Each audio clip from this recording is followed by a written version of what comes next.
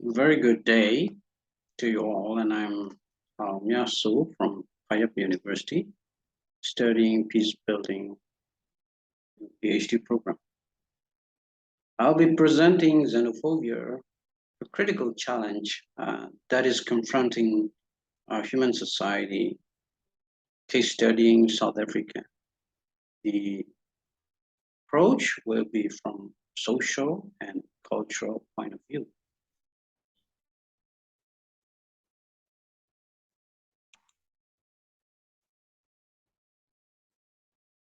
South African is in the other part of the world, but what happened there is a common threat that is challenging us. Same here in the eastern part of the world, and of course, everywhere in the planet, we have to admit. South Africa, with its long struggle for liberation from apartheid, rise up as a new nation, democratic nation in 1994. The Rainbow Nation, as they termed themselves, with a diverse culture, began to hope for a brighter future at that time. The neighboring countries such as Botswana, Zimbabwe, Mozambique, Swaziland, Namibia, Lesotho, Malawi were all in political instability that they look for a greener pasture, a better off nation. And that's why South African has become the heaviest recipients of migrants, refugees, and asylum seekers. The Industrial Revolution reckoned urbanization and foreign labor migration with the massive flocking in population in big cities, and the trouble grew up. Urban crime, unemployment, inequality, housing, inadequate housing, slums, and interracial tension.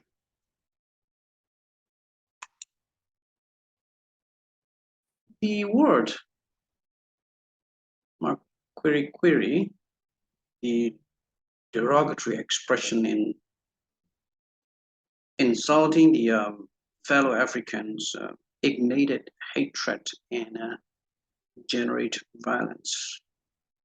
There were many incidents, but the worst incidents, the outbreak in Alexandria, Johannesburg in 2008 May, has shaken the world. The xenophobia attack caused severe damage. The questions here are, since we are exploring xenophobia from the sociocultural lens, what social and cultural factors caused the xenophobia and what are the challenges? Another question is, what possible solution it could find in rebuilding a cohesive society in South Africa? With all the conflicts we are facing in every corner of the world, these two questions are worth asking to give us a comprehensive understanding of the root causes and possible remedies to this kind of destructive forces. The key terms.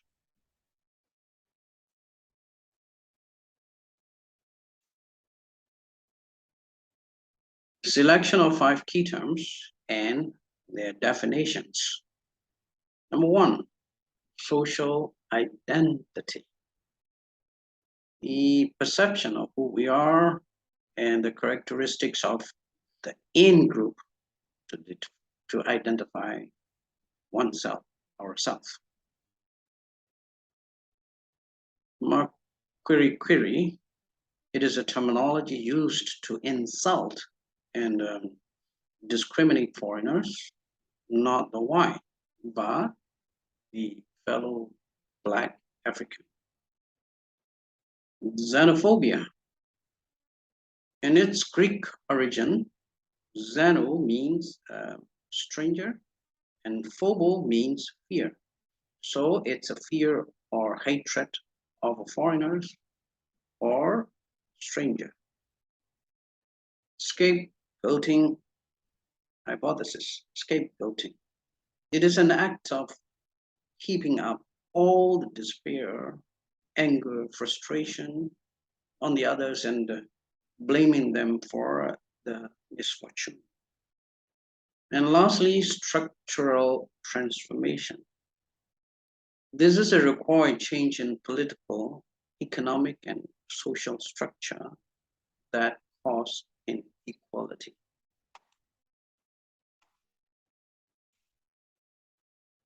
Let's look at the literature related to the xenophobia causes. The social identity theory. Henry Tajfel and John Turner of the 1970s formulated a social identity theory, saying that mankind usually identify themselves with the social group they belong to, and they take pride in that. People tend to have a negative aspect of the out group, and that result in social categorization. The comparison between the groups give rise to differentiation, resentment, and hatred.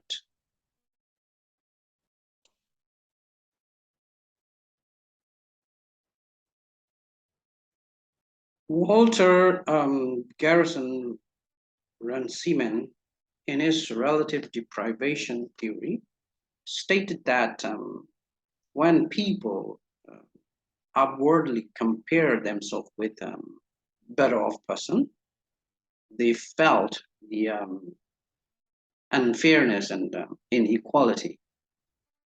The discontent, the envy, the jealousies heap up and explode into hostility and violence. They feel like they are deprived of what they deserve in life. And here Runciman classify the deprivation into two: egoistic, that is individual, personal, and fraternalistic. This is in group, in social group. Especially in fraternalistic relative deprivation, it is between in-group and out-group, and has a tendency to turn into social upheaval, protest, and cause destructive harm. When we talk about conflict, it is always necessary to turn back to Galton. Galton, in his conflict triangle theory, he said conflict is composed of three elements: attitude, behavior, and contradiction. The conflict can be can be individual or in groups. The contrasting values of a group cause intercultural conflict. And in latent level, the conflict is invisible.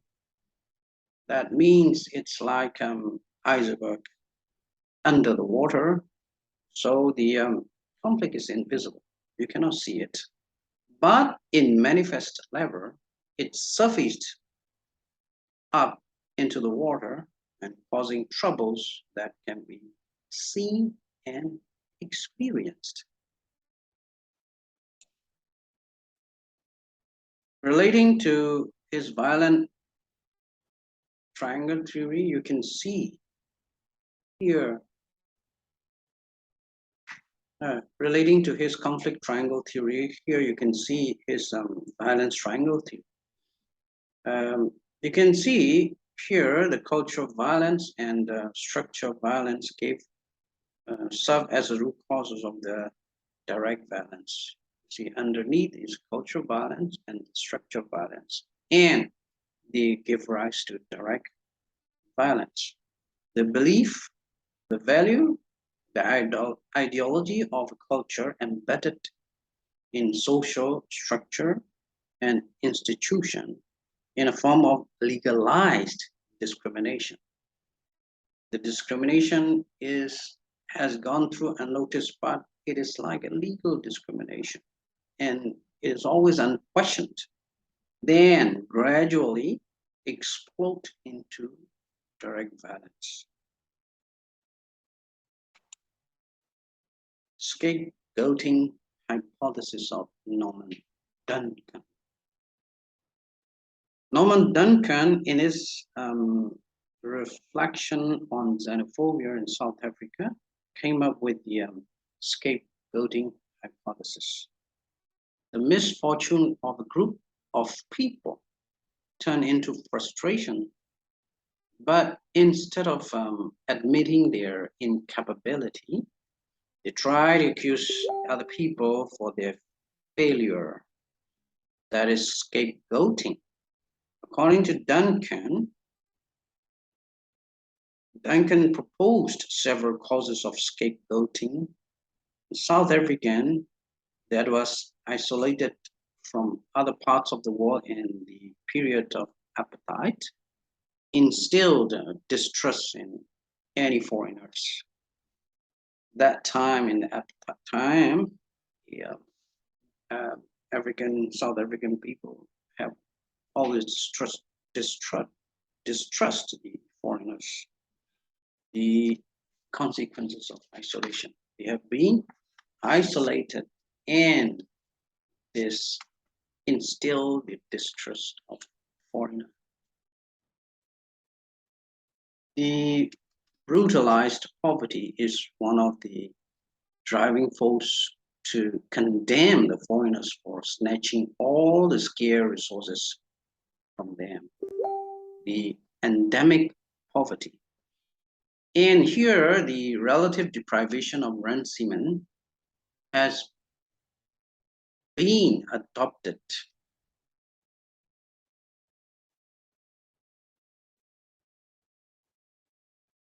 To his scapegoating theory, to Duncan's scapegoating theory, feeling of envy towards the better off group. The colonialism and the appetite, leaving behind racism as its legacy. And this time it's not about black and white, it is against the fellow African. The last one is nationalism. Who is included and who is outsiders?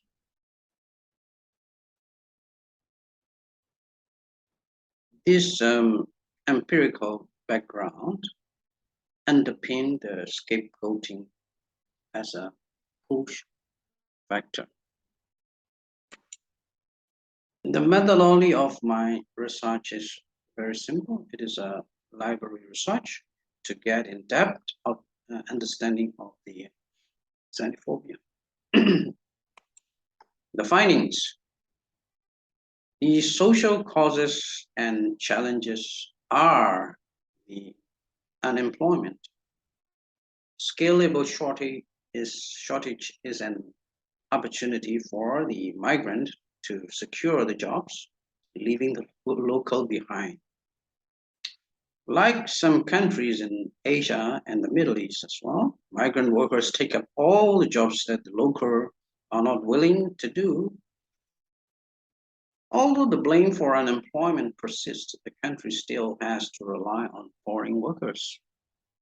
You see, in some of our Asian countries, even though we blame the migrants for flooding into our country, still um, the business of the economic of the country has to rely on the migrant workers.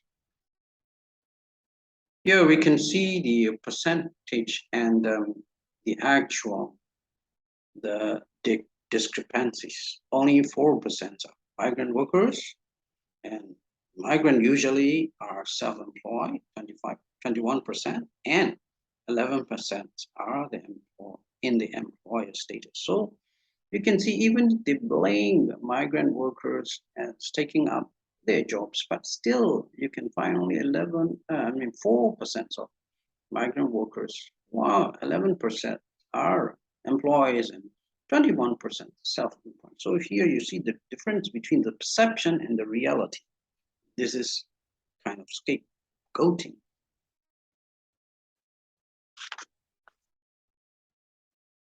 The second cause, housing. Housing, with the industrialization, rural-urban migration grow rapidly, resulting in housing inadequacy. The new government, when they come for campaign for election, they promise to build houses for the poor and the homeless, but they fail the promise in constructing houses for the poor and the homeless.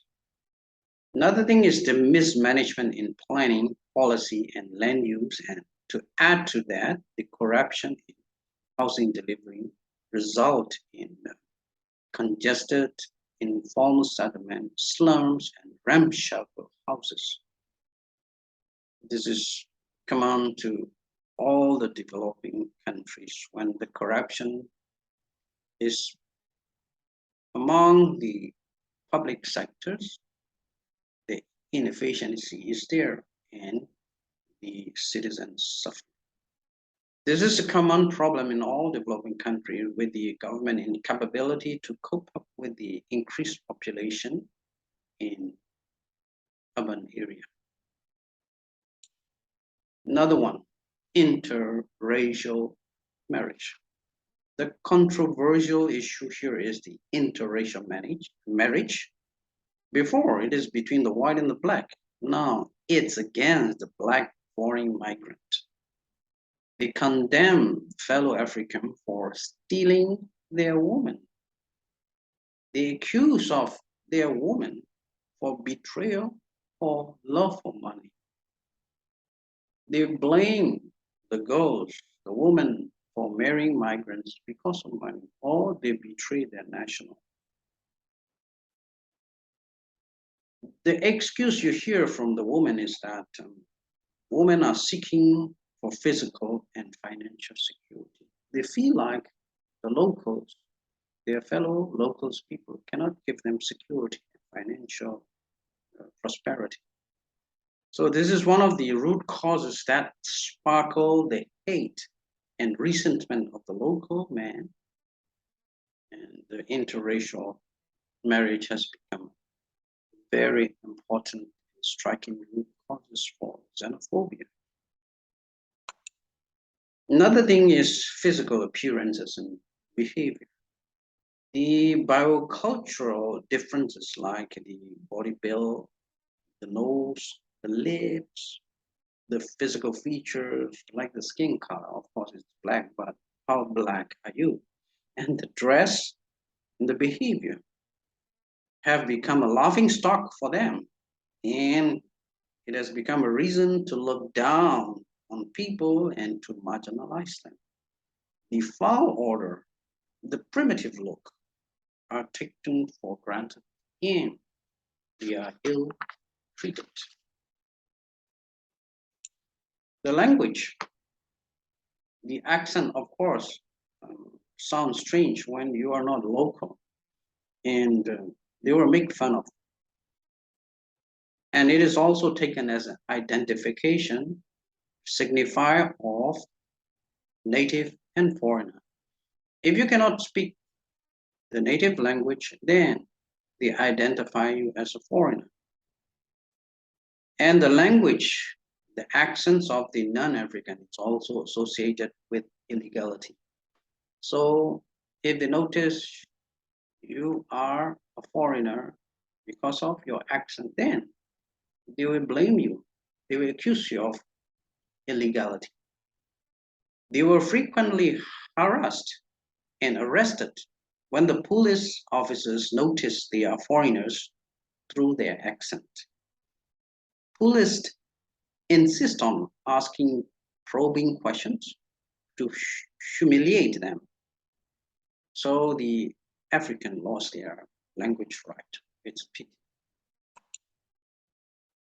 Now we come to the possible remedies. Solution. Number one, labor policy. The labor policy of South Africa has to be re-engineered to safeguard the rights of migrants as well as giving opportunity, opening up more opportunities for local as well. Likewise, in Asian country or in any other country that have international investment, then we have migrant workers who flock into the country, and the host country has the responsibility to safeguard the rights of the migrant workers as well as providing more opportunities for the local people. Number two, skill development and higher education qualification. Need to upgrade it because of the international investment to match the labor requirement and solve the skilled labor shortage problems, especially when other countries come for investment, then you need skilled labor. And the local, if they lack of skill, then they didn't get a job, they don't get a job. So the upgrading of skill development is quite necessary in the country. Looking after low-income population through investment and employment opportunities, especially when we have our citizens who have very low income and employment difficulties, then the investment have to go there and to look after all these population. Another thing is to fight against corruption for a sufficient service delivery and provision of housing for the low income. Of course, corruption is everywhere in a developing country and even a developed country. And this is a barrier to efficient service delivery. So fighting against corruption is very important in this case.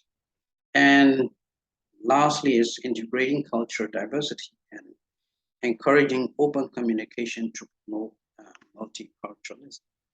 The world has become a village, and every nation, big nation, has become cosmopolitan places for all the colors and all the multinationalism strive to stay there and build up their lives. So it is important that we integrate the cultural diversity in the and also encourage the communication to promote multiculturalism. Summary, conclusion. Structural transformation is required to reduce inequality and eradicate discrimination. Policy in education, in economic, in social, these transformation has to happen to reduce inequality and discrimination. The Rainbow Nation, as it calls itself, needs to stand up together, rebuild the nation, work on bringing the divided societies into a cohesive, conflict-free nation. That is the solution. Everybody have to work on that. Recommendation. I look at the case only from one angle, the socio-cultural lens. But when we talk about culture, it is composed of many elements. So culture has various dimensions in playing the parts in xenophobia. Further research on cultural dimensions will enhance our understanding of the xenophobia and how to mitigate effects on society. This is the case study of Africa, but it is related to all of us human beings. The challenges, the threats of social discrimination is everywhere in the world. We have to fight against it. We have to try to build cohesive society and build a nation that is that has more understanding and integrate cultural diversity so that the world will become a peaceful place to live. So let's work on it and build a better future and a better place to live on the earth. Thank you very much.